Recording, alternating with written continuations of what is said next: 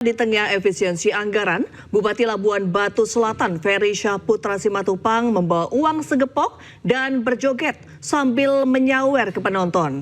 Tindakan Bupati bagi-bagi uang di sebuah acara hajatan pesta pernikahan tersebut beredar di media sosial.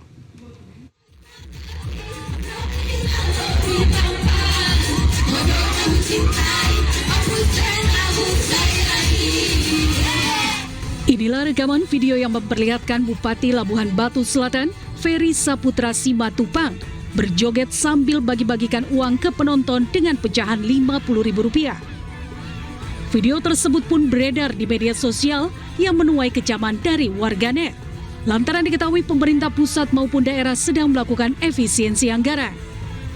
Selain itu, terlihat istri Bupati bernyanyi dan diiringi beberapa orang di sekelilingnya. Usai berjoget, Bupati kembali membagi-bagikan uang tersebut ke penonton yang mayoritas emak-emak. Acara yang dihadiri Bupati merupakan hajatan pesta pernikahan di Desa Hadungdung, Kecamatan Kota Pinang, Labuan Batu Selatan. Sementara saat dikonfirmasi perihal tersebut, hingga berita ini tayang, pihak Bupati Ferry Saputra enggan memberikan keterangan. Dari Labuan Batu Selatan, Sumatera Utara, Randi Kurniawan, iNews melaporkan. Pemirsa, tersangka kasus dugaan korupsi pengadaan Chromebook Nadiem Makarim dijenguk sang istri di Rutan Salemba, Cabang Kejaksaan Negeri Jakarta Selatan. Tidak banyak yang disampaikan pihak keluarga istri Nadiem, Franka Makarim. Ia hanya menyebut datang dengan membawa makanan kesukaan suaminya. Jadi didampingi tim kuasa hukumnya, istri Nadiem Makarim, Franka Franklin, mendatangi kantor Kejaksaan Negeri Jakarta Selatan pada Senin siang. Tidak banyak yang disampaikan oleh Franka. Dirinya yang menyampaikan membawa makanan kesukaan Nadiem, yakni samosa dan pastel buatan sang ibunda. Franka pun menyebut kondisi Nadiem dalam keadaan sehat dan mengisi waktunya selama ditahan dengan membaca buku. Ibu izin yang sehat sih, Bu? Sehat, alhamdulillah. Kegiatannya apa aja, Bu, selama udah di rutan ini? Ada di dalam. Apakah baca buku atau seperti apa? Iya, ada baca buku ya. Samosa sama pastel dari rumah dibikin ibunya. Apa emang requestan ya, Bu, atau seperti apa? Mohon doanya ya. Ada pesan khusus dari Pak Nadiem tadi pas ketemu, Bu? Mohon doanya aja semua dan terima kasih ya. Ya, sementara itu kuasa hukum Nadiem Makarim memaparkan temuan baru terkait korupsi pengadaan laptop Chromebook. Hingga kini belum ada bukti markup harga dan upaya memperkaya diri Nadiem seperti yang dituduhkan oleh Kejaksaan Agung. Kejaksaan bahwa katanya ada markup. Katanya ada markup dalam pengadaan laptop tersebut. Markup ya. Kalau markup kan berarti harganya nggak wajar kan? Oke. Kami tidak mau berspekulasi, yang jelas sampai hari ini tidak ada 1 sen pun uang yang mengalir atau kata saksi diberikan kepada Nadiem. Sekali lagi, tidak ada 1 sen pun baik dari segi bukti rekening bank maupun dari segi saksi yang menyatakan Nadiem pernah terima uang. Tidak ada.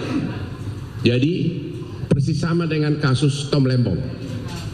Ya, itu dulu dari segi. Jadi unsur memperkaya diri belum terbukti. Kan korupsi itu kan harus memperkaya diri atau memperkaya orang lain. Ya, jadi untuk memperkaya diri belum ada bukti. Nah, sekarang unsur memperkaya orang lain. Kalau memperkaya orang lain kan berarti ada markup kan? Ternyata ya BPKP sebagai lembaga resmi yang mengaudit apabila terjadi kerugian negara sudah 2 kali melakukan audit atas proyek pengadaan laptop oleh Kemendikbud ini.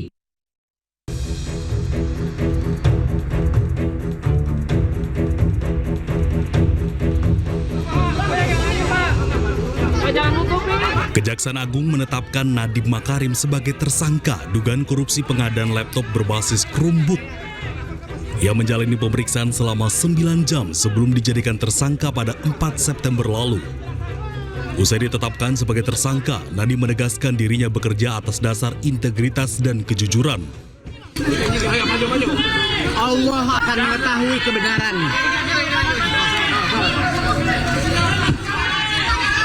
Bagi saya, seumur hidup saya, integritas nomor satu. Kejujuran adalah nomor satu. Allah akan melindungi saya. Mas Menteri, Insya Allah. Pada hari ini kembali menetapkan satu orang tersangka dengan inisial NAM selaku Menteri Pendidikan, Kebudayaan, Riset, dan Teknologi Republik Indonesia periode tahun 2019 akan dilakukan penahanan di rutan selama 20 hari ke depan sejak hari ini tanggal 4 September 2025 bertempat di Rutan Salemba Cabang Kejaksaan Negeri Jakarta Selatan. Nadiem langsung ditahan di Rutan Salemba Cabang Kejaksaan Negeri Jakarta Selatan. Akibat dugaan korupsi ini, kerugian negara ditaksir mencapai hampir 2 triliun rupiah.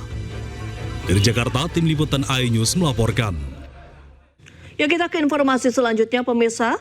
Presiden Prabowo Subianto melakukan perombakan Kabinet Merah Putih.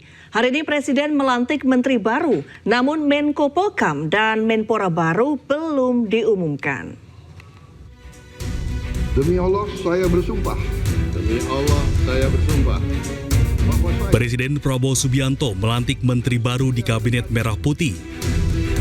Mereka adalah Purbaya Yudi Sadewa sebagai Menteri Keuangan, Mukhtarudin sebagai Menteri Perlindungan Pekerja Migran Indonesia atau P2MI, dan Ferry Juliantono sebagai Menteri Koperasi. Presiden Prabowo juga melantik Muhammad Irfan Yusuf dan Dhanil Azhar Simanjuntak sebagai Menteri dan Wakil Menteri Kementerian Haji dan Umroh.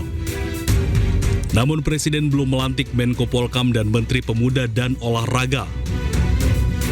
Untuk posisi Menko Polkam saat ini dalam posisi ad interim dan belum ditunjuk secara definitif.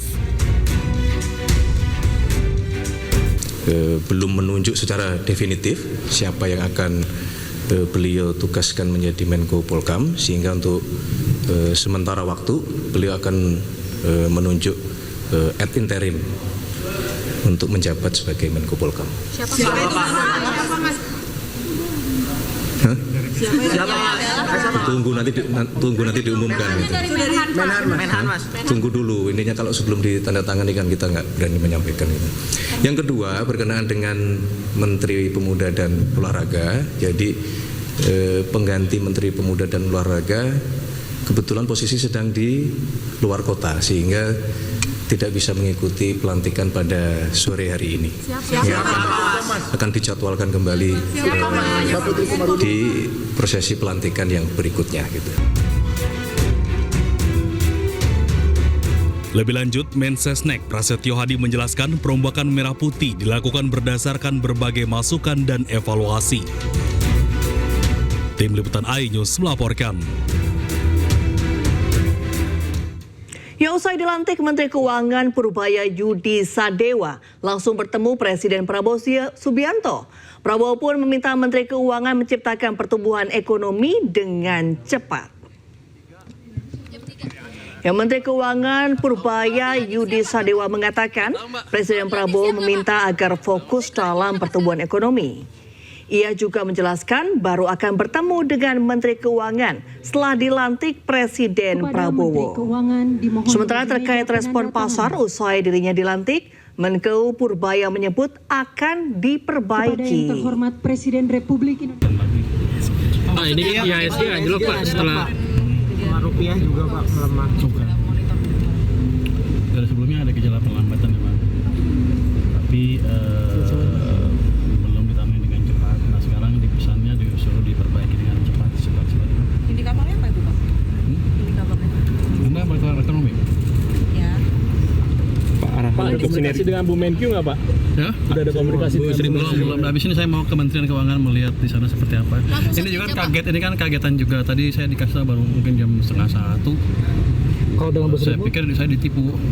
Saya cek telepon nomornya, telepon bener apa enggak. Ternyata saya klik betulan, baru saya berani datang. Ya, usai dilantik, Menteri Keuangan Purbaya Yudi Sadewa rencananya akan langsung ke kantor Kementerian Keuangan. Kita langsung bergabung dengan Salam Pulungan yang berada di Kementerian Keuangan. Selamat malam, Salam. Apakah Menteri Keuangan Purbaya langsung bertemu dengan Sri Mulyani malam ini?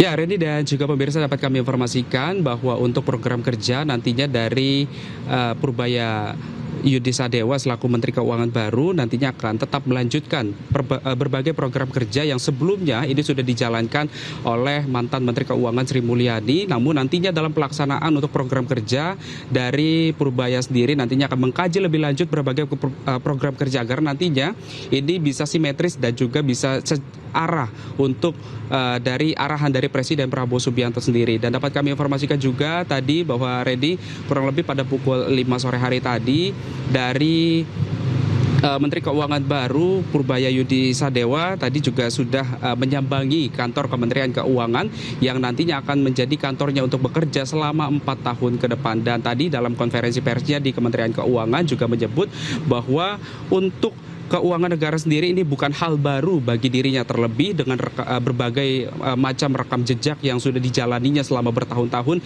Ini dirinya optimis bisa membawa untuk Kementerian Keuangan sendiri bisa melaju ditambah dengan pertumbuhan ekonomi sebesar 8% yang tadi juga sudah ditargetkan oleh Presiden Prabowo Subianto di Istana Negara Jakarta. Dan dapat kami informasikan juga bahwa tadi dari Purbaya sendiri juga menyebut bahwa dirinya ini siap untuk menjalankan amanat yang nantinya akan diberikan oleh Presiden Prabowo Subianto selama 4 tahun ke depan. Dan memang kalau kita ketahui secara bersama bahwa untuk track record sendiri ataupun juga rekam jejak yang memang oleh Menteri Keuangan baru ini juga ada banyak sekali rekam jejak yang dijalankan oleh Purbaya sendiri, mulai dari era kepemimpinan dari Presiden SBY Susilo Bambang Yudhoyono maupun juga untuk dari era Presiden dari Jokowi yang memang ini simultan. Bahkan yang menarik adalah dari Presiden Prabowo Subianto sendiri ini memang sengaja untuk memilih Purbaya sendiri untuk bisa meningkatkan perekonomian Indonesia ataupun juga di bidang keuangan nantinya, di bidang fiskal maupun di bidang lainnya yang nantinya akan dibantu oleh para Wakil Menteri Keuangan lainnya. Reni. Baik, terima kasih Salam atas laporan Anda. Selamat malam, selamat bertugas kembali.